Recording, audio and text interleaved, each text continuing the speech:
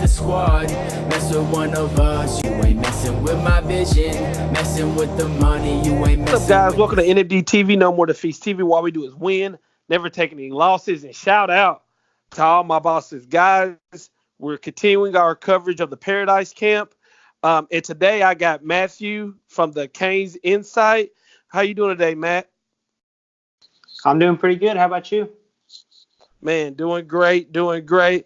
Matthew, why don't you tell the people about what you do for CANES Insight and about what you do for the Miami Hurricanes and how they can find your content, man? All right, so over at Canes Insight, I'm a staff writer focused more on recruiting. I do some team stuff during the season, but I'm more of a recruiting / high school football guy. You can catch me over there on Canes Insight. We got the message boards going all the time, totally free, and you can catch me Twitter at Matthew_Suero.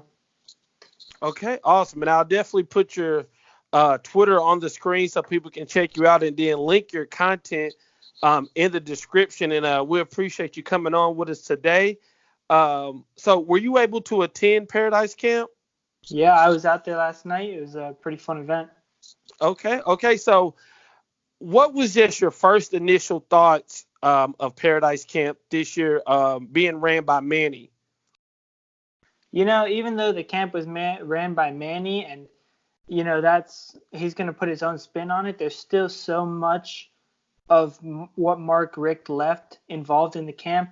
Obviously, they kept the name, and he started this tradition a few years back when he first got here. And then the fact that we were able to have the camp inside the IPF, which, that was a project that he spearheaded, and that was awesome having it inside the awesome facilities over there. So Manny put a spin on it. Mark Richt is really still such a big part of this camp, though. Right, and I'm glad you said that, man, because I feel like Mark Richt gets a lot of slander in the comment section and on social media, but he did start something, and he did bring something to Miami that I think now Manny can take it to the next level. But the foundation I think was set by Coach Mark Richt with the indoor facility. With us, him bringing us another bowl win. We were on that losing streak. So I think he doesn't get enough credit. He had his faults, but he still did some great things at Miami. I completely agree. Manny Diaz, whatever he accomplishes, especially this year, it's going to be thanks to the springboard that Mark Richt gave this program, and that's something that needs to be remembered. Right. So what do you think about the talent, about how the camp was ran? Because what I'm hearing is, Manny didn't do any 40 times and all that. What do you think about all that? Yeah, no 40 times, no measurements. That's something that he stressed at the very beginning, talking to the players. He said, the only thing we care about is if you can compete. We got the best players in the country right here. So whoever wins, whoever shows out today, we know that you're one of the best players in the country, and that's the only thing we care about. And then it was just one-on-ones, 7-on-7s, letting the guys go at it and seeing who was the best. All right. So tell me some of the players that really stood out to you during the camp. Well, first off, we need to talk about the quarterbacks because, there's been some quarterback struggles at these camps the past couple of years. I remember last year the quarterback play not very good. This year, Miami commit Tyler Van Dyke coming down from Connecticut, and he's got an NFL arm. He can sling it. He has already got this connection with these receivers, and he was making beautiful downfield passes, the beautiful zip on his ball. He had not one incompletion through all of 7-on-7 play. Just the fact that we had a talented quarterback this camp made such a big difference. He's the first one you got to point out. Some other guys, Don Chaney, he's a 5-star, obviously committed. He put on a show, even though this is not a great element for running backs to show off. Best player overall has to be Darnell Washington, though, the 5-star tight end, all the hype coming in. He's very different from the tight ends we got on the roster, like Will Mallory and Brevin Jordan, pretty good route runners, especially Will Mallory, more of a vertical downfield threat. Darnell Washington is just so big. He can't move like that, but he still moves extremely well for someone his size. And his just catch radius is just ridiculous. There's nobody, if you just throw it near him, that's going to be able to take it from him. Okay, yeah, and I think that's been what we've been pretty much hearing a lot of, and I'm really excited about Tyler Van Dyke because, like you said, we've had those problems with the quarterback position at that camp. Now we have a Tyler Van Dyke who's already committed, and now he can come in and he can talk to Washington, he can talk to other receivers and say, "Hey, I'm committed. You should commit too," and then he can show them like, "Hey, this is the arm that is going to be throwing you the ball." So I think that's big time us having him there. I completely agree, and I don't think that can be stressed enough. The fact that you have someone here to show someone that they like a Darnell Washington, like, look, we have someone who can get you the ball. We have an offensive system now under Danny knows. We have a quarterback who can get you the ball with his NFL caliber arm. And Tyler Van Dyke, the fact that you have a quarterback who's out here recruiting the rest of the class is huge. He was talking to Darnell Washington. He said, listen, you come here, we're going to break records together. The fact that you can have a quarterback be the staple of your class and recruit other guys, that's something we've missed in the past few years, and it's huge. Big time, big time. Okay, we had a couple guys who's already committed to Miami at this camp, and I want to talk about maybe three guys. Maybe you saw them, maybe you didn't. If you did see them, you could tell me, how they performed.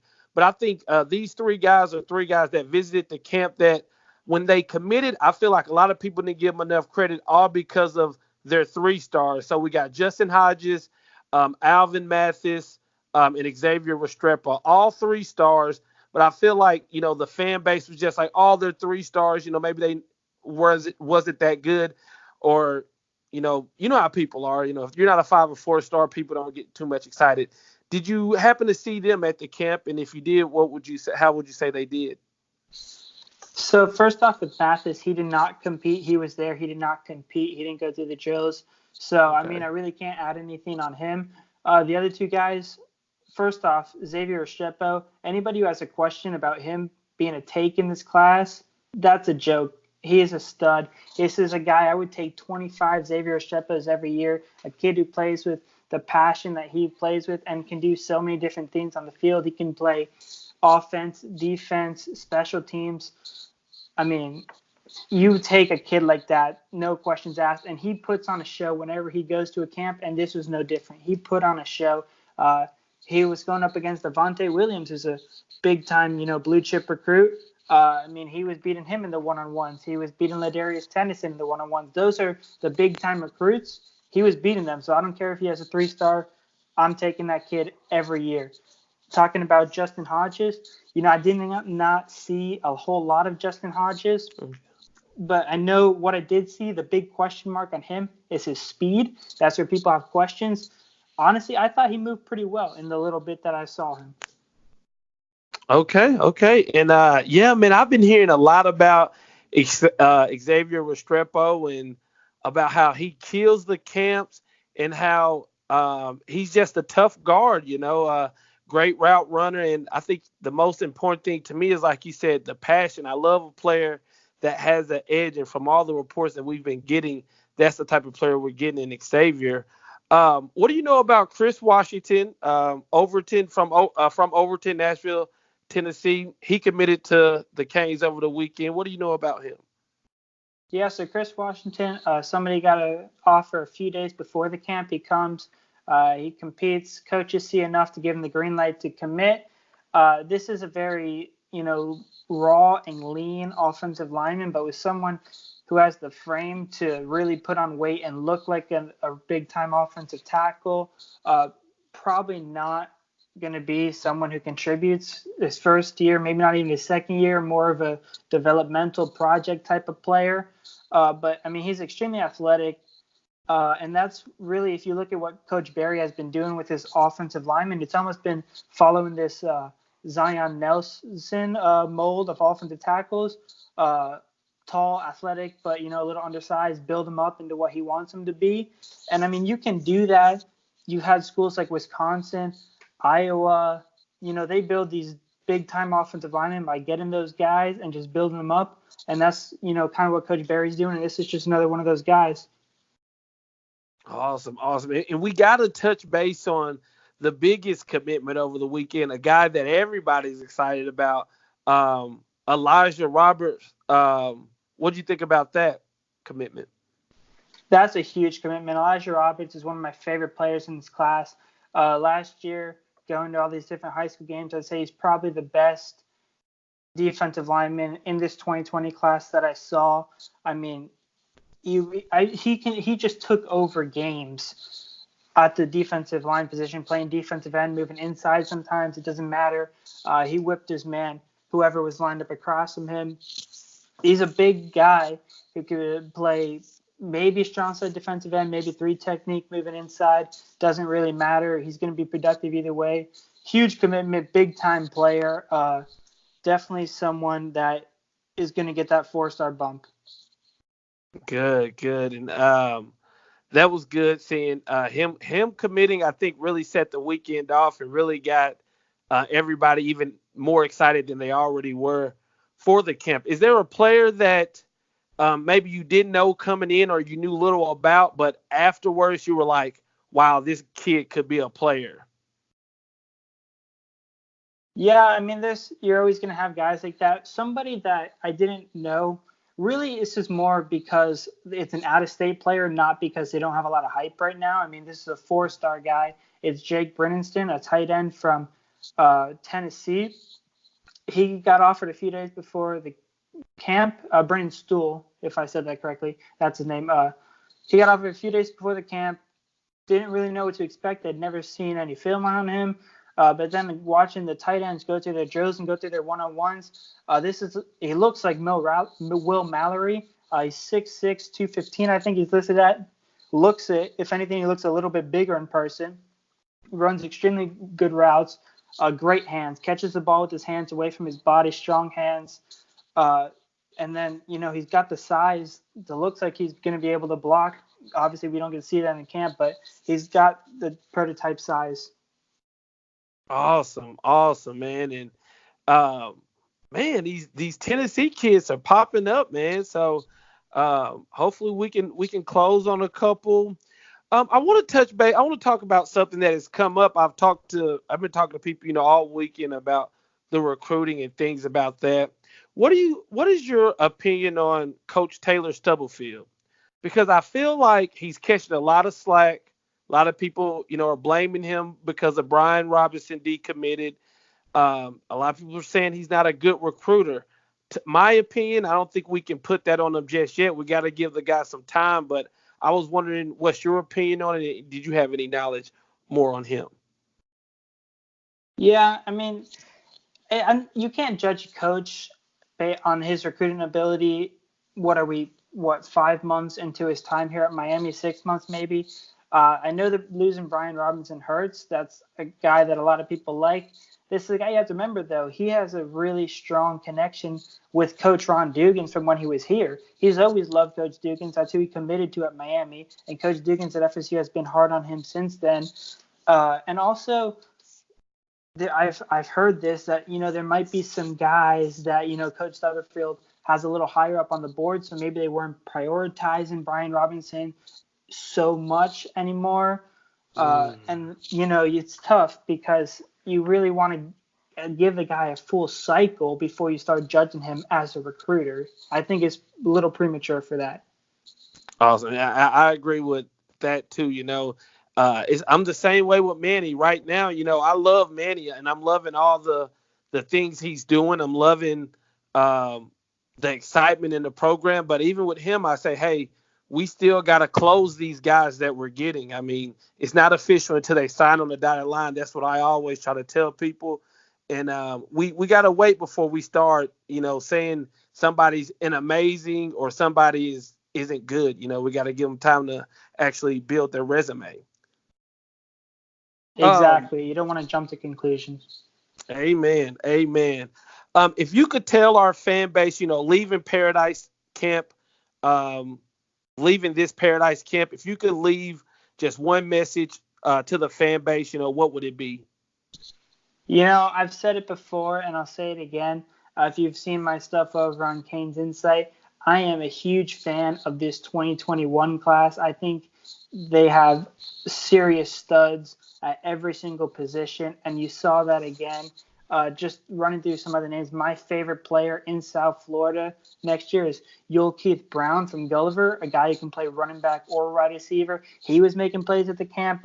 He had an amazing catch over Ladarius Tennyson at the camp yesterday. He's a freak. He's like a video game character. You're not supposed to be able to be an elite running back and an elite receiver at the same time, but he is. And then you got guys on the interior like Lawrence Seymour, the Miami commit from Miami Central. That guy, he is something else. Every time he gets his hands on a defensive lineman, he just baptizes him. They go straight into the ground. And there's a bunch of other guys. James Williams, I know he decommitted and people are upset about that. But, he's a freak. He had probably the play of the entire camp with interception on the sideline, like just defying logic with how he's able to come down with it. This 2021 class is special, and you need to win games these next 2 years to be able to lock those guys up. Awesome. I agree. And I think I don't know. I follow James Williams on Twitter, and he had a great showing at the camp. And it's not like the kid has totally ghosted us. I think if we can win games, we still have a shot at him. What do you say to the people? Because this has come up a lot too in discussions, that people don't like that we offer 2 classes ahead so much. So like right now, I think we got about 11 players committed in the 2021 class. Players are saying, we don't need to be throwing out all these offers so fast. What would you say to those people? I'd say to those people, you can't win in the situation that you're put in, based on the fact that if you don't offer, then other people start offering, and then these players think, oh man, Miami offered me late. That's a sign of disrespect. If you offer too early, it tips off the other big name schools that, this is a high caliber player down here. So, you just gotta do what you feel is right as a staff. If you think a guy can play, just go ahead and offer him, and you're not going to be able to keep a secret for very long down here, and it's better than offering late.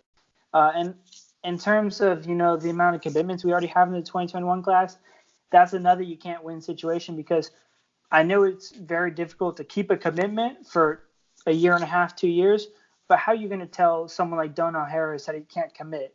You can't do that. You're not in a good situation here, so you got to win games, and that'll cure a lot of problems. Awesome. Matthew, my man, this has been a great pleasure, man, and I really appreciate it. One more time for the people listening, will you tell them again where they can find your content? Yeah, of course. Go check me out over on CANESinsight.com. We're going to have a bunch of Paradise Camp coverage throughout the week. And then you can follow me on Twitter at Matthew_Swear. I'm going to be posting all my stuff there. Pictures, videos, articles, everything you want to see. Awesome. And thanks again, Matthew. I appreciate it. Of course. Thank you.